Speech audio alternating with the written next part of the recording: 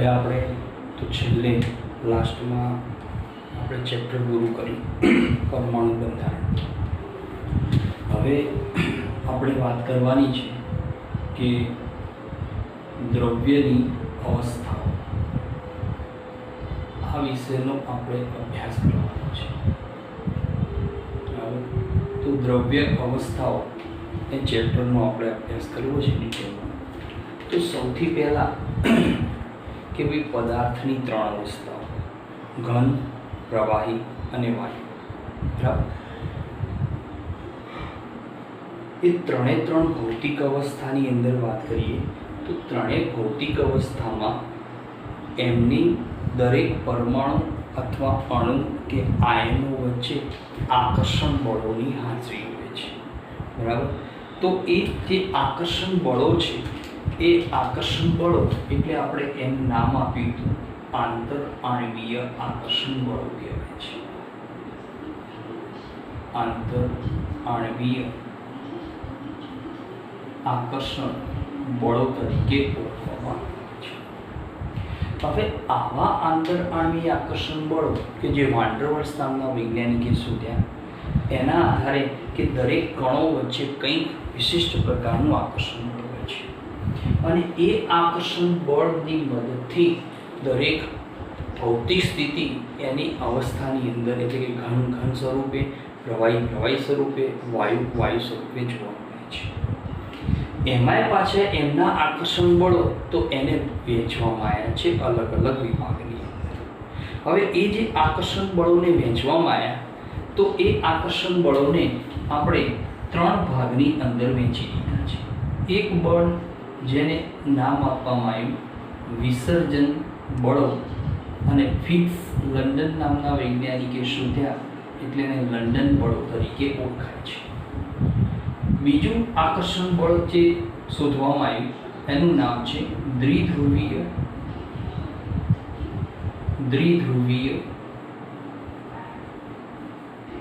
આકર્ષણ બળો તરીકે ઓળખાય છે.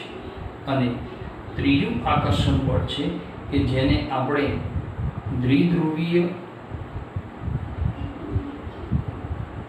અધ્રુવીય આકર્ષણ બળો તરીકે ઓળખવામાં આવે છે. બરાબર? હવે આ 3 આકર્ષણ બળો એને આપણે ડિટેલમાં અભ્યાસ કરીએ એની પહેલાં આપણે ચેપ્ટરની અંદર દ્રવ્ય વિશેનો ખ્યાલ લઈશું. બરાબર? એટલે આ 3 ટોપિક આપણે પાછળથી જોઈશું. દ્રવ્ય એટલે એને ઇંગ્લિશમાં ફ્લુઇડ કહેવાય છે. ફ્લુઇડ એટલે દ્રવ કહેવાય. હવે એ દ્રવની અંદર શબ્દ છે ફ્લુઇડ. ફ્લુઇડ એટલે દ્રવ અથવા તો દ્રવ્ય કહેવાય છે. અને એ કોની માટે વપરાય તો પ્રવાહી અને વાયુ માટે વપરાય છે આ શબ્દ. ઘન માટે આ શબ્દ વપરાતો નથી. તો આપણે અહીંયા કોનો અભ્યાસ કરવાનો છે તો વાયુ અવસ્થાઓ વિશેની વાત કરવાની છે. આપણે પ્રવાહી અવસ્થા ડિટેલમાં ભણીશું નહીં, એના ફક્ત ભૌતિક ગુણધર્મો જોવાની છે. તો વાયુ અવસ્થાને ડિટેલમાં ભણવાની છે કે ભાઈ વાયુ અવસ્થા તો એની અંદર તો વાયુ એના અસંખ્ય કણો વચ્ચે પણ આ પ્રકારના બળો જોવા મળતા હોય છે. હવે એ વાયુ અવસ્થાની અંદર તો ઘણા બધા વૈજ્ઞાનિકોએ અભ્યાસ કર્યો. એ વૈજ્ઞાનિકોના અભ્યાસ ઉપરથી કે ભાઈ વાયુની અંદર બોઇલ નામનો વૈજ્ઞાનિક, ચાર્લ્સ બરાબર, ગેલ્વેનિક બરાબર એટલે કે ગેલ્યુસેક અને એવોગેડ્રો આ બધા વૈજ્ઞાનિકોએ અભ્યાસ કર્યો છે. એમાં બોઇલ નામના વૈજ્ઞાનિકે જે અભ્યાસ કર્યો તો એના વિશે આપણે થોડું સમજી લઈએ. તો મોસ્ટ ટાઈમથી પહેલો પ્રશ્ન છે કે બોઇલનો નિયમ.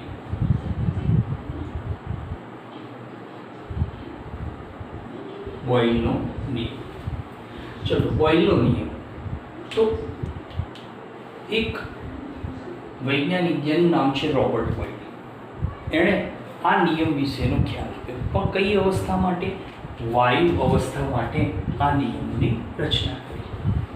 હવે વાયુ અવસ્થા માટે આ નિયમોની રચના કરી તો એને નિયમ એવો આપ્યો છે કે ભાઈ અચળ તાપમાને નિશ્ચિત જથ્થાના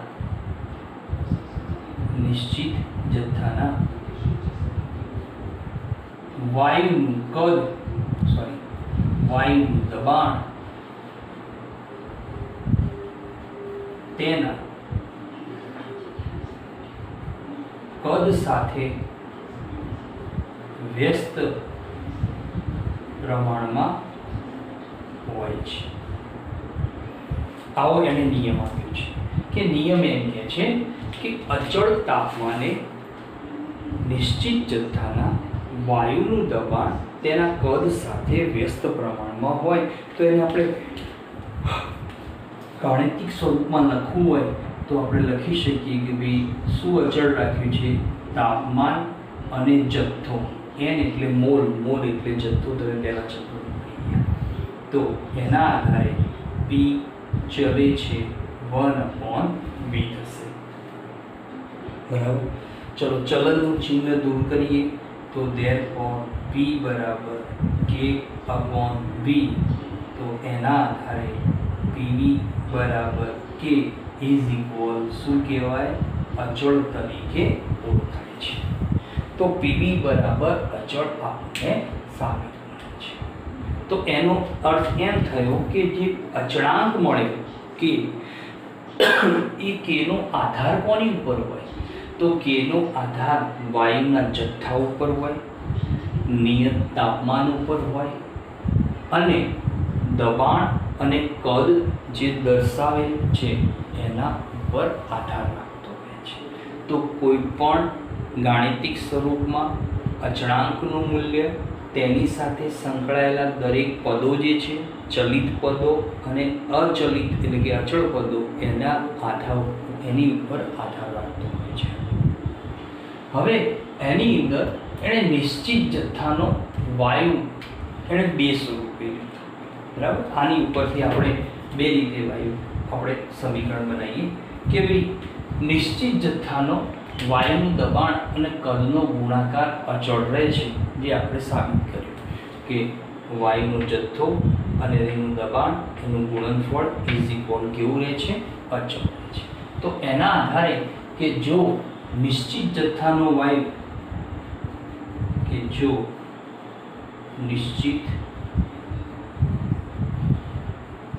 જથ્થાનો વાયુ આ વાયુ અચળ તાપમાને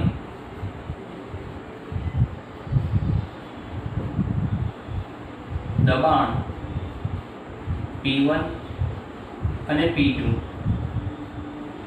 તથા કદ V1 અને V2 ધરાવે તો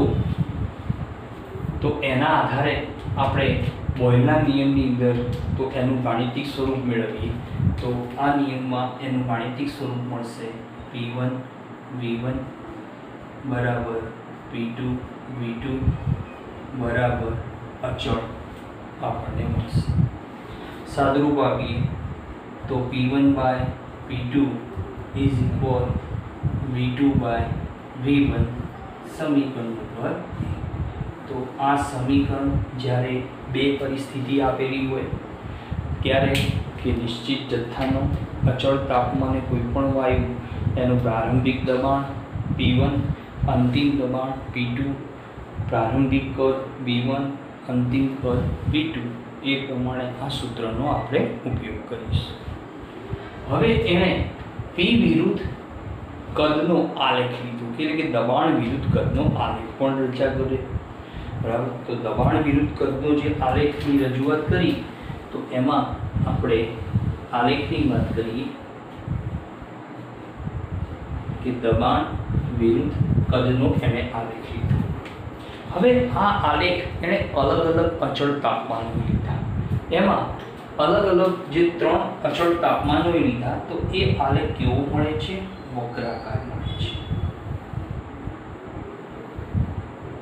એમાં 200 કેલ્વિન અચળ તાપમાન, 400 કેલ્વિન અચળ તાપમાન અને 600 કેલ્વિન અચળ T1, T2 અને T3 આ 3 અચળ તાપમાનોએ એને આલેખ લીધો. કોનો આલેખ બતાવ્યો? દબાણ વિરુદ્ધ કદનો. તો એ આલેખ કેવો મળે છે? વક્રાકાર મળે છે. અને આ વક્રો એટલે એને કહેવાય છે સમતાપી વક્રો કહેવાય છે. બરાબર. તો આ જે વક્રો મળે છે એને શું નામ આપ્યું છે? સમતાપી વક્રો તરીકે ઓળખવામાં આવે છે. તો આ બધા સમતાપી વક્રોનું નિર્માણ કરે છે. હવે એણે બીજો પણ આલેખ રચ્યો કે જો દબાણ એના જે કદ સાથે વ્યસ્ત પ્રમાણમાં છે એટલે કે કદ અડધું સાથે લેવામાં આવે તો એ પ્રમાણે આલેખની રજૂઆત કરી કે એણે સેકન્ડ બીજો આલેખ લીધો કે દબાણ વિરુદ્ધ કદને અડધું કરી નાખ્યું. તો એનો જે આલેખ રચવામાં આવ્યો તો એ આલેખ કેવો મળ્યો? સુરેખ આલેખ મળે છે. કેવા સુરેખ આલેખ મળે છે? તો આપણે સમજીએ કે એ આલેખ બધા ઉગમ બિંદુમાંથી સુરેખ અવસ્થામાં નીકળતા જોવા મળ્યા. T3, T2 and T1. પણ આપણે જાણીએ છીએ કે T3 is greater than T2 is greater than T1 હોય છે. તો અહીંયા જેમ તાપમાન અચળ ઊંચું મૂલ્ય રાખ્યું તો એ આલેખ એ સુરેખ અવસ્થામાં ઊંચું પીક દર્શાવે છે. પણ ત્રણે ત્રણ આલેખ એ ક્યાંથી પસાર થાય છે? ઉગમ બિંદુમાંથી નીકળતા જોવા મળે છે. બરાબર. તો આ રીતે બોયલ વૈજ્ઞાનિકે શું કર્યું? કદ અડધું કરી નાખ્યું અને એની સામે દબાણનો આલેખ લેવામાં આવ્યો તો એ આલેખ એને આ રીતે સુરેખ અવસ્થામાં પ્રાપ્ત થાય છે. ત્રીજો એને આલેખ લીધો. કોના બરાબર લીધો? કે પીવીનું મૂલ્ય કેવું છે? અચળ છે. તો એની વિરુદ્ધ એને દબાણનો આલેખ લીધો. બરાબર. એને ત્રીજો આલેખ રચ્યો. તો ત્રીજો આલેખ કેવો રચ્યો? કે પીવી વિરુદ્ધ પીનો આલેખ રચ્યો. કે પીવીનું મૂલ્ય કેવું છે? અચળ છે. તો એના વિરુદ્ધ દબાણનો આલેખ લેવામાં આવ્યો. તો એ આલેખ જે છે એ આલેખ એને કેવો મળે છે? સુરેખ મળે છે. કેવા? અચળ તાપમાને. ધારો કે આ T1 તાપમાને મળ્યો, આ T2 તાપમાને મળ્યો અને આ T3 તાપમાને મળે છે. અને આપણે જાણીએ છીએ કે જ્યાં T3 greater than T2 greater than T1 આપણને મળે છે. બરાબર. તો આ રીતે એને આલેખની રજૂઆત કરી. હવે એને આ જે બધા આલેખો આપ્યા એ આલેખમાં જે પીવી વિરુદ્ધ પીનો જે આલેખ હતો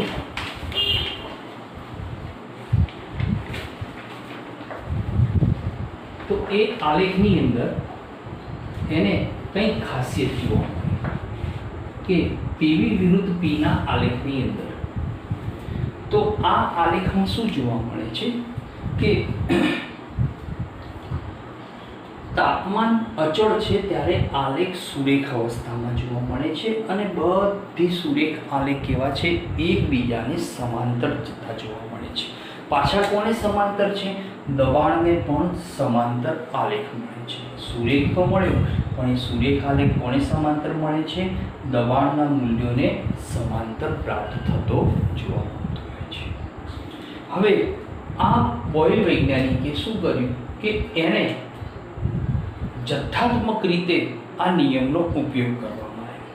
એણે જથ્થાત્મક નિયમ રૂપે ઉપયોગ કરવા માટે એણે શું કર્યું કે બોયલના નિયમનો એને ઉપયોગ કરી વાયુની ઘનતા અને દબાણ વચ્ચેનો સંબંધ સ્થાપિત કર્યો. બરાબર. તો બોયલના નિયમમાં એ શું કામ કરે છે કે ભાઈ વાયુની ઘનતા અને કદ વચ્ચેનો સંબંધ. બરાબર. ઘનતા અને દબાણ વચ્ચેનો સંબંધ સ્થાપિત કરે છે. કઈ રીતે સ્થાપિત કરે છે? ભાઈ કોઈ પણ વાયુરૂપી પદાર્થ હોય તો એ વાયુરૂપી પદાર્થની ઘનતા તો ઘનતા બરાબર આપણી પાસે સૂત્ર છે કે ઘનતા એટલે ડેન્સિટી કહેવાય T એના બરાબર દળ, દળ એટલે કે માસ ડિવાઈડ કદ, કદ એટલે કે વી કહેવાય છે. આના ઉપરથી આપણે તો ધેરફોર ડી બરાબર એમ અપોન વી, તો ધેરફોર વી બરાબર એમ અપોન ડી, સમીકરણ નંબર 2. હવે આ સમીકરણને તો આપણે શું કરીશું કે જે સૂત્ર છે પીવી બરાબર અચળ એની અંદર મૂકી દઈશું. બરાબર, તો એ સમીકરણમાં મૂકી દેવામાં આવે તો ધેરફોર પીવી બરાબર અચળ ઇઝ ઇક્વલ કે, તો ધેરફોર પી કૌંસમાં M by D is equal કે, કે એટલે કે અચળ પદ છે. બરાબર, આપણે સાદુરૂપ આપીએ તો શું મળશે? પી બરાબર કે ઇન્ટુ ડી બાય એમ. બરાબર, આ સૂત્ર આપણને મળશે. એમાં કે કેવો છે? અચળ પદ છે. બરાબર, જ્યાં કે બરાબર તો અચળ પદ, એમ એટલે કે દળનો જથ્થો પણ કેવો કહેવાય? અચળ કહેવાય. તો બંને પદો અચળ, તો એના આધારે આપણને શું મળશે? પી ચલે છે ડી. બરાબર, તો વાયુનું દબાણ તેની ઘનતા સાથે કેવું મળે છે? સમપ્રમાણમાં મળે છે. પણ ક્યારે સમપ્રમાણમાં મળશે?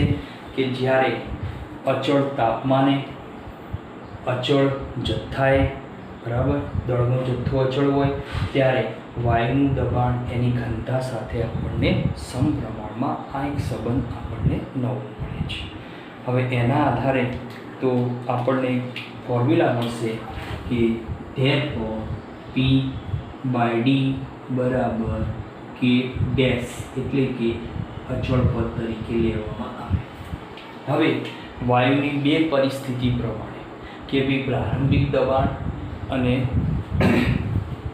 અંતિમ દબાણ, એ પ્રમાણે કે ભાઈ વાયુની આંતરિક પરિસ્થિતિ હેઠળ,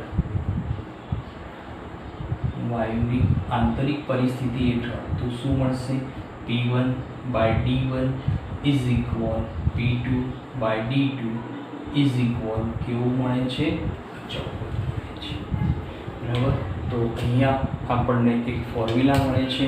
એ ફોર્મ્યુલામાં થોડો સુધારો કરીએ મોડિફિકેશનમાં, તો P1 by P2 is equal D1 by D2. તો આ એક ત્રીજું સૂત્ર, સમીકરણ નંબર 3. તો આ બધા સૂત્રોનો આપણે ઉપયોગ તો વાયુના દબાણ અને ઘનતા વચ્ચેના સંબંધની અંદર સાબિત કરવા માટે વાપરીશું. ચલો, એની ઉપર આધારિત આપણે બે એક્ઝામ્પલનો ઉપયોગ કરીએ. તો એક્ઝામ્પલ આપેલો છે. તો પહેલો એક્ઝામ્પલ છે કે 120 ml ની ક્ષમતા ધરાવતું એક પાત્ર છે. બરાબર, એટલે કદ થયું 120 ml.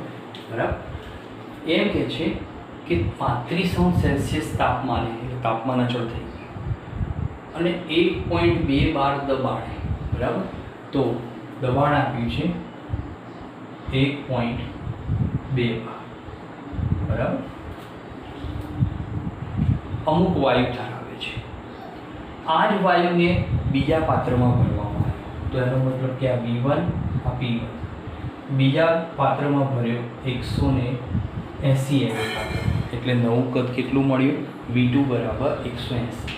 એ વખતે એનું દબાણ કેટલું થાય છે અચળ તાપમાને? તો P2 આપણે શોધવાનું છે. તો આ શોધવા માટે સૂત્ર કયું વાપરીશું? આ ફોર્મ્યુલાનો ઉપયોગ કરીએ. એવી ફોર્મ્યુલા પ્રમાણે P1 by P2 is equal V2 by V1.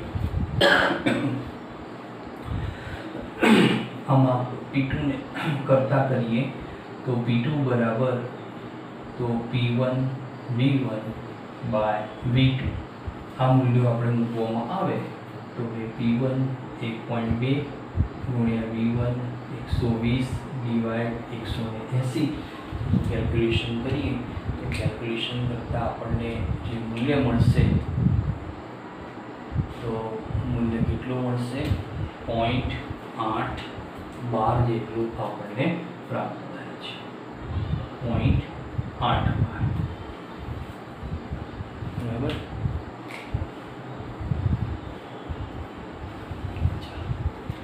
Next બીજો એક્ઝામ્પલ તમને આપ્યો છે, તો તમારી ચોપડીની અંદરથી તો એક હાઇડ્રોજનવાળો એક્ઝામ્પલ લેવીએ.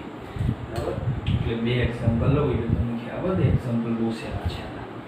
તો સેકન્ડ એક્ઝામ્પલ છે કે 0.5 લિટર H2 0.8 bar દબાણે, બરાબર, આપણે લઈએ H2 આવ્યું, અહીંયા O2 આવ્યું. એનું તમને કદ આપ્યું છે 0.5 લિટર,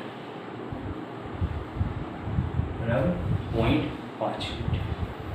સામે તો એનું દબાણ આપ્યું છે 0.8 bar, 0.8 bar, બરાબર. અને 2 લિટર O2 0.7 bar દબાણે 1 લિટર કદના પાત્રમાં ભરી દીધા છે, બરાબર. તો 2 લિટર O2 એને ક્યાં ભરવામાં આવ્યા છે? તો 0.7 bar દબાણ હેઠળ, બરાબર. આ બંને વાયુને ક્યાં ભર્યા છે? 1 લિટરના પાત્રમાં દાખલ કરેલા છે. બંને વાયુને ક્યાં દાખલ કર્યા? 1 લિટર પાત્રમાં. એટલે બંનેનું V2 બરાબર કેટલો થશે? 1 લિટર. તો આ V1, આ P1 ઓક્સિજન વાયુ માટે, જ્યારે V1 અને P1 આ હાઇડ્રોજન વાયુ માટે, બરાબર. અને બંને વાયુઓ માટે પાત્રનું કદ કેટલું આપ્યું છે? 1 લિટર. તો એમ કે છે કે વાયુમય મિશ્રણનું દબાણ કેટલું થાય, બરાબર. આખા પાત્રનું કુલ દબાણ આપણે શોધવું છે. તો સૌથી પહેલાં આપણે શું શોધી નાખીએ? P2 શોધી નાખીએ. કોની માટે શોધીએ? હાઇડ્રોજન માટે. ચલો P2 ઓફ હાઇડ્રોજન માટે P1 V1 by V2. અહીંયા P2 ઓફ ઓક્સિજન વાયુ માટે P1 V1 by V2. P1 V1 તો 0.8 ગુણ્યા 0.5 ભાગ્યા 1, અહીંયા 0.7 ગુણ્યા 2 ભાગ્યા 1. અહીંયા P ઓફ હાઇડ્રોજન માટે તો કેટલું મળશે? 0.40 bar, બરાબર. અહીંયા ઓક્સિજન માટે આ P2 ઓફ કયા? હાઇડ્રોજન માટે. આ P2 ઓફ ઓક્સિજન માટે કેટલું મળશે? 1.4 bar, બરાબર. બે મૂલ્યો મળી ગયા. હવે પાત્રનું કુલ દબાણ શોધવું છે. તો કુલ દબાણ શોધવા માટે therefore કે ભાઈ કુલ દબાણ એટલે P of P2 of H2 P2 of O2 0.40 વત્તા 1.4 એટલે 1.8 bar. આ મળી ગયું. અથવા 1.80 bar. આ શું મળશે આપણને? આખા પાત્રનું કુલ દબાણ મળે છે, બરાબર. તો અહીંયા આપણે દ્રવ્ય અવસ્થામાં તો પહેલો જે નિયમ બોયલના નિયમના સંદર્ભમાં અભ્યાસ કર્યો. હવે એ સિવાય તો બીજો વૈજ્ઞાનિક આવ્યો જેનું નામ છે ચાર્લ્સ. તો ચાર્લ્સે પણ પોતાના નિયમોની રજૂઆત કરી છે. હવે એનો જે નિયમ છે ચાર્લ્સે આપેલા નિયમમાં કે ભાઈ એના નિયમ પ્રમાણે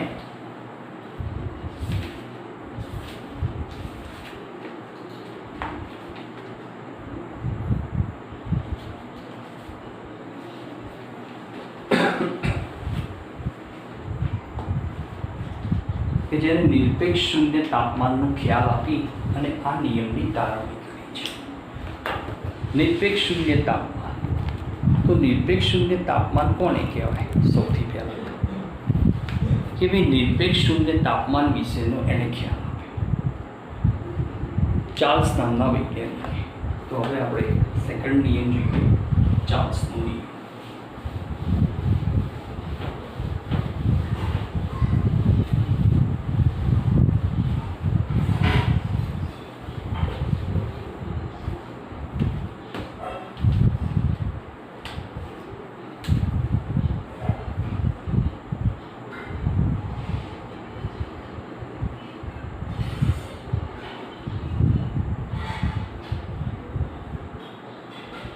નિરપેક્ષ શૂન્ય તાપમાન અને એના આધારે ચાર્લ્સના નિયમનો ખ્યાલ આવે.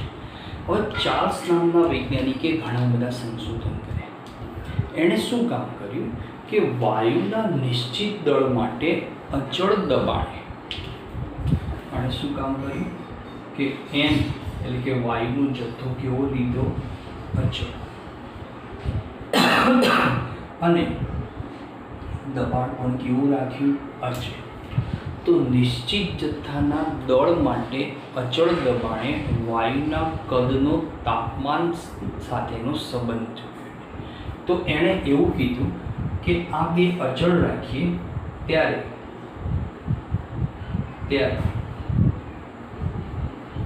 વાયુનું કદ તાપમાન વધવાની સાથે વધે. તાપમાન વધવાની સાથે વધે. કે અચળ જથ્થાનો વાયુ અચળ દબાણે એના વાયુનું કદ એટલે કે વાયુનું કદ તાપમાનના વધવાની સાથે વધે છે. અને તમે તાપમાન એટલે કે ઠંડુ પાડો તો કદ ઘટે છે. બરાબર. તો કદ ક્યારે વધે? તાપમાન વધવાની સાથે. જો તાપમાન ઘટાડો તો કદ શું થઈ જાય છે? ઘટી જાય છે. તો એના આધારે તાપમાનમાં એણે પ્રતિ 1 અંશના વધારા સાથે બરાબર કદ 0 સેલ્સિયસ તાપમાને રહેલા મૂળ કદના 1/273.15 જેટલો વધારો દર્શાવે છે. એણે સંશોધન કર્યું કે એના સંશોધન પ્રમાણે શું જોવા મળે છે કે પ્રત્યેક 1 અંશના વધારા સાથે પ્રત્યેક 1 અંશના વધારા સાથે કદ 0 સેલ્સિયસ તાપમાને 0 સેલ્સિયસ તાપમાને રહેલા મૂળ કદના 1/273.15 જેટલું દર્શાવે છે. જેટલો વધારો દર્શાવે છે. એટલે એવો અર્થ થયો કે 0 સેલ્સિયસ તાપમાન 0 સેલ્સિયસ લઈએ તો એ વખતે વાયુનું કદ V0 અને T સેલ્સિયસ તાપમાન લઈએ તો વાયુનું કદ VT. એટલે એના આધારે આપણે મૂકીએ કે ભાઈ 0 સેલ્સિયસ તો કદ V0 અને T સેલ્સિયસ તો કદ કેટલું મળશે? VT મળે છે. તો આ બે વચ્ચેનો સંબંધ 0 સેલ્સિયસ તાપમાન અને T સેલ્સિયસ તાપમાને જે બે કદ મળે છે બરાબર એ બે કદ વચ્ચેનો સંબંધ તો એને સંબંધ મળ્યો કે VT બરાબર V0 પ્લસ બરાબર VT બરાબર V0 પ્લસ 1 ગુણ્યા T ભાગ્યા 273.15 ઇન્ટુ V0 બરાબર. તો સાદુરૂપ આપીએ. ચલો V0 બહાર કાઢીએ સામાન્ય તો કૌંસમાં શું થઈ જશે? 1 પ્લસ T/273.15 થશે. બરાબર. સાદુરૂપ આપી દઈએ તો VT બરાબર શું મળશે? V0 કૌંસમાં 273.15 પ્લસ T ભાગ્યા 273.15 સમીકરણ નંબર 1 મળે છે. તો આ તબક્કે એક નવો માપક્રમ સાબિત થઈ ગયો. બરાબર. આ તબક્કે કયો માપક્રમ મળ્યો? નવો માપક્રમ. કે નવા માપક્રમમાં શું મળે છે કે T સેલ્સિયસે નવો માપક્રમ મળ્યો. બરાબર. એ માપક્રમ જે મળે છે તો નવો માપક્રમ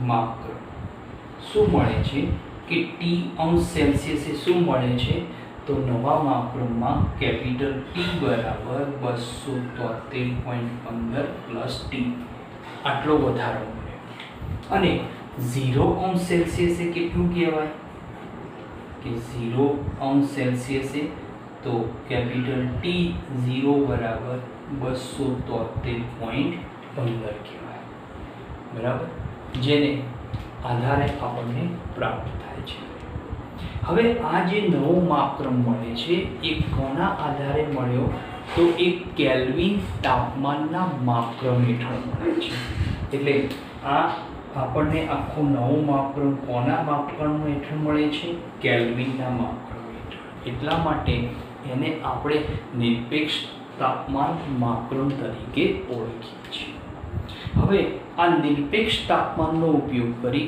અને આપણે ચાર્લ્સનો નિયમ સાબિત કરવો છે તો હવે આપણે ચાર્લ્સના નિયમનો અભ્યાસ કરીએ કે નિરપેક્ષ તાપમાને જે માપક્રમ મળ્યો નવો એનો ઉપયોગ કરી અને ચાર્લ્સનો નિયમ સાબિત કરીએ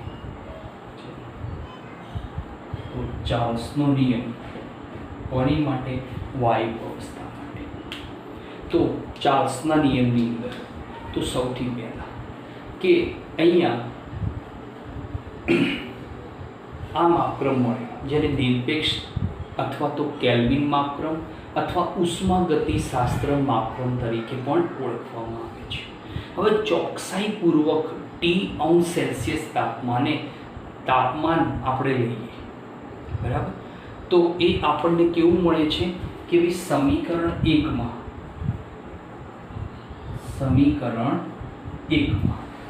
આ સમીકરણ 1 છે આ રહ્યું મેળવેલું આ સમીકરણ 1 માં આપણે શું કરીશું કે T°C તાપમાને therefore TT બરાબર કેટલું હતું T પ્લસ 273.15 બરાબર અને 0°C તાપમાને કેટલું હતું 0°C તાપમાને તો T0 બરાબર 273.15 કહેવાય બરાબર તો આટલું મૂલ્ય આપણે સમીકરણ 1 માં મૂકીએ બરાબર તો સમીકરણ 1 માં આના બરાબર શું મૂકીશું TT અને આના બરાબર T0 તો મૂકતા તો આપણને સૂત્ર મળશે VT બરાબર V0 કૌંસમાં capital TT capital T0 therefore VT by V0 is equal TT by T0 સમીકરણ નંબર 2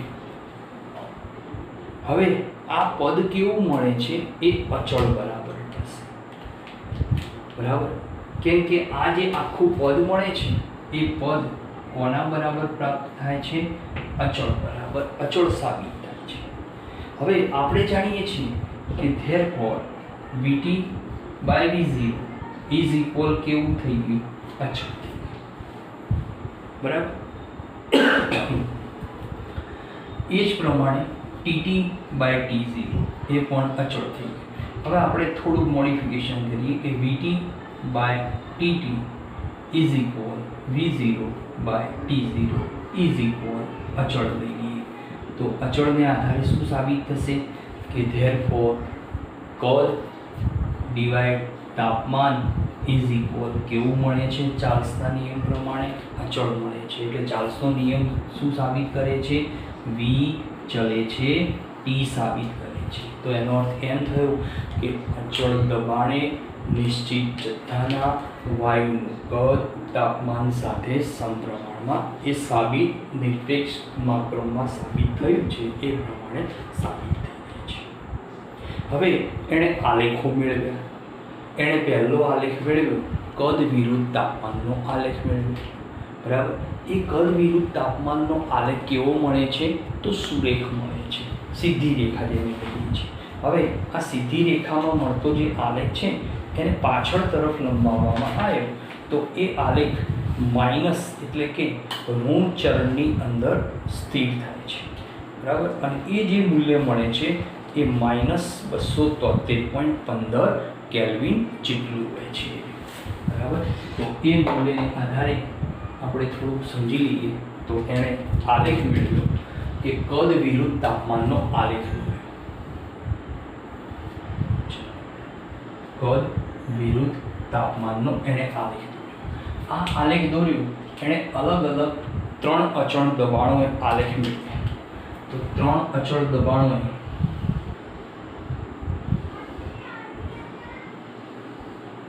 બરાબર આ આલેખ મેળવ્યા. એક અચળ દબાણ P1 P2 P3, P1 P2 P3. આ અચળ દબાણને પાછળ તરફ લંબાવવામાં આવ્યા. તો જ્યાં બિંદુએ છેદે છે ત્યાં મૂલ્ય કેટલું મળે છે? 273.15 કેલ્વિન, એટલે કે નિરપેક્ષ તાપમાને છેદે છે.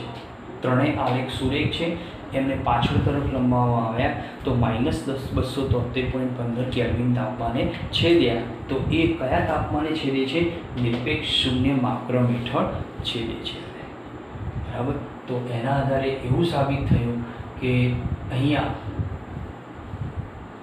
કોઈ પણ તાપમાને વાયુનું કદ શૂન્ય થાય એટલે વાયુનું અસ્તિત્વ ના હોય, બરાબર. તાપમાને કદ શૂન્ય થઈ જાય તો વાયુનું અસ્તિત્વ રહેતું નથી, બરાબર. તો એના આધારે એણે જો વાયુનું શરૂઆતનું કદ V1 લેવામાં આવે એટલે કે બે પરિસ્થિતિ હેઠળ, બરાબર, કે ભાઈ નિશ્ચિત જથ્થાના અચળ દબાણે વાયુની બે પરિસ્થિતિ હેઠળ, તો બે પરિસ્થિતિ હેઠળ શું થશે? તો પ્રારંભિક પરિસ્થિતિમાં V1/T1 V2/T2, એટલે કે therefore V1/V2 T1/T2. સમીકરણ નંબર 4. આ સૂત્રનો આપણે દાખલાઓની અંદર ઉપયોગ કરી શકીએ છીએ, બરાબર. તો અહીંયા ચાર્લ્સનો નિયમ આપણે સાબિત થાય છે. હવે ચાર્લ્સના નિયમમાં તો તમારા ચોપડીની અંદર એક દાખલો આપેલો છે કે એક વિદ્યાર્થી ગોળ તળિયાવાળા ચંબુમાં 27 સેલ્સિયસ તાપમાને મિશ્રણ ઉમેરવાનું ભૂલી ગયો, બરાબર. છતાંય ફ્લાસ્કને જ્યોત ઉપર મૂકી દીધો. ત્યારબાદ પાયરોમીટરની મદદથી ફ્લાસ્કનું તાપમાન 477 સેલ્સિયસ મળ્યું. તો હવાનો કેટલો ભાગ બહાર નીકળશે એવું અહીંયા આપણે શોધવાનું છે, બરાબર. તો આપણે શું કરીશું? એ દાખલાની અંદર તમારી ચોપડીમાં દાખલો આપેલો છે કે એક ગોળ તળિયાવાળો ચંબુ લીધો. એમાં કેટલા તાપમાને? 27 સેલ્સિયસ, એટલે આપણે T1 તાપમાન લઈ લઈએ. 27 સેલ્સિયસ કેલ્વિનમાં ફેરવી નાખવાનું 373 કેલ્વિન. આપણે રાઉન્ડ ફિગરમાં 273 વાપરીએ, 273.15 વાપરતા નથી. ત્યારબાદ જ્યોત ઉપર ફ્લાસ્કને ચડાવી દીધો પ્રક્રિયા મિશ્રણ ઉમેર્યા વગર. તો પાયરોમીટરની મદદથી ફ્લાસ્કનું નવું તાપમાન કેટલું મળ્યું? 477 સેલ્સિયસ, એટલે કે T2 બરાબર 477 સેલ્સિયસ. તો 273 ઉમેરીએ તો કેટલું થાય? 750 કેલ્વિન, બરાબર. તો એમ કે છે કે હવાનો કેટલો ભાગ બહાર નીકળ્યો છે? તો આપણે ધારી લેવું પડશે કે ધારો કે ચંબુનું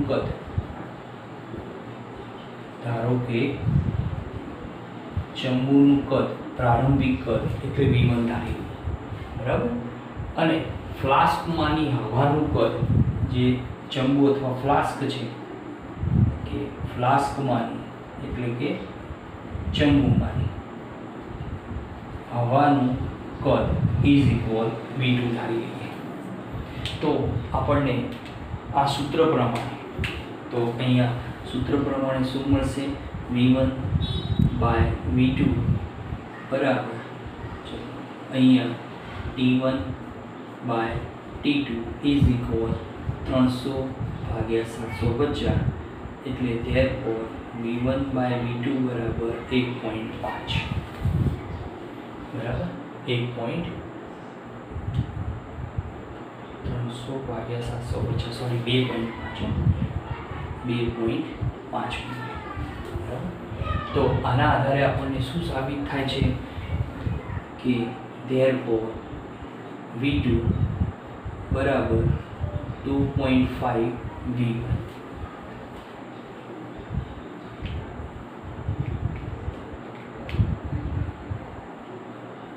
ત્રણસો ભાગ્યા 750 નું મૂલ્ય કેટલું થશે? આ મૂલ્ય ખોટું પડે. આ મૂલ્ય એક્ઝેક્ટ તમે ગણતરી કરજો એટલે V2 બરાબર 2.5 V1 મળશે. હવે એમ કહે છે કે બાકી હવાનું કદ શોધી નાખીએ. આ કુલ કદ મળ્યું V2 બરાબર.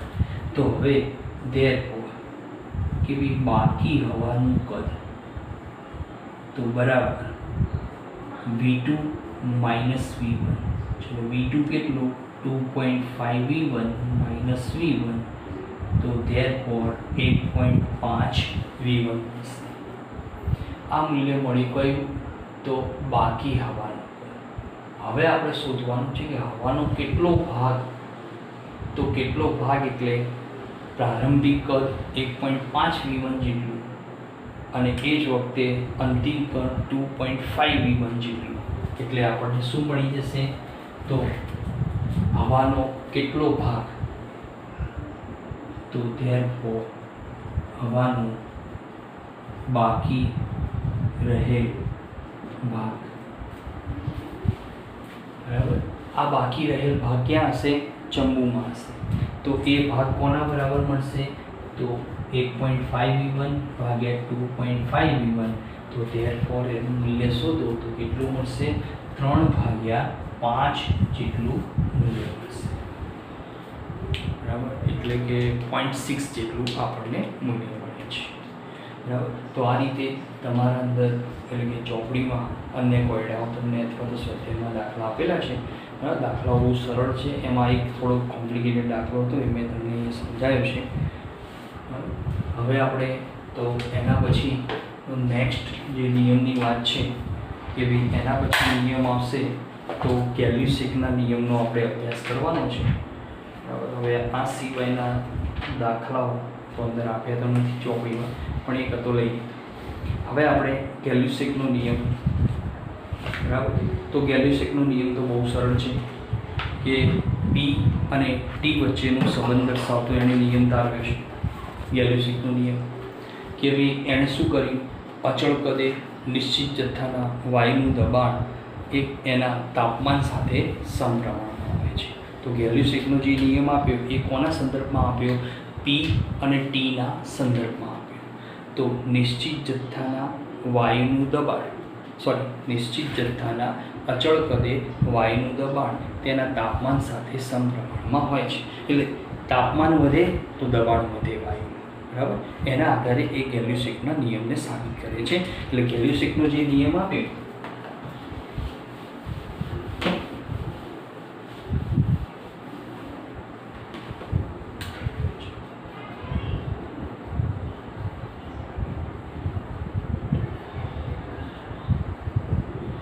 કેલ્યુસેકનો નિયમ એણે શું કર્યું? અચળ જથ્થો અને અચળ કદ ત્યારે તાપમાન તેના દબાણ એકબીજાના સમપ્રમાણમાં જોવા મળે છે. એને કેલ્યુસેકનો નિયમ તરીકે ઓળખવામાં આવે છે. તો એના આધારે એણે આલેખો રજૂઆત કરી કે ભાઈ દબાણ વિરુદ્ધ ટીના આલેખ દોર્યા. આના પણ આલેખ દોર્યા. દબાણ વિરુદ્ધ ટીના આલેખ. આ દરેક આલેખ સુરેખ અવસ્થામાં મળ્યા. કેવા દબાણે? V1 V2 V3 એટલે કે અચળ કદે મળ્યા બધા. હવે આ બધા આલેખને જ્યારે એણે પાછળ તરફ લંબાવ્યા તો એ કયા તાપમાને છેદ્યા? નિરપેક્ષ શૂન્ય તાપમાને છેદ્યા. આ જે છેદન મૂલ્ય મળે છે એ કેટલું મળે છે? -173.15 કેલ્વિનમાં મળે છે. બરાબર. તો એના આધારે બે પરિસ્થિતિ લેવામાં આવે તો આપણને નિયમમાં શું મળશે કે therefore P/T બરાબર અચળ. તો બે પરિસ્થિતિ P1/P T1 = P2/T2 આપણને બે પરિસ્થિતિ હેઠળ આપણને સૂત્ર મળે છે. બરાબર. આ સૂત્ર ઉપર આધારિત તો તમારી ચોપડીમાં લગભગ કોઈ દાખલો આપેલો નથી, પણ બહુ સરળ દાખલા છે એના હોય તો બરાબર. ગમે તે એક અજ્ઞાત હોય, બાકીના 3 જ્ઞાત હોય એ પ્રમાણે શોધી શકે બરાબર. ત્યારબાદ તો નેક્સ્ટ નિયમ છે એવોગેડ્રો નિયમ તરીકે ઓળખવામાં આવે છે.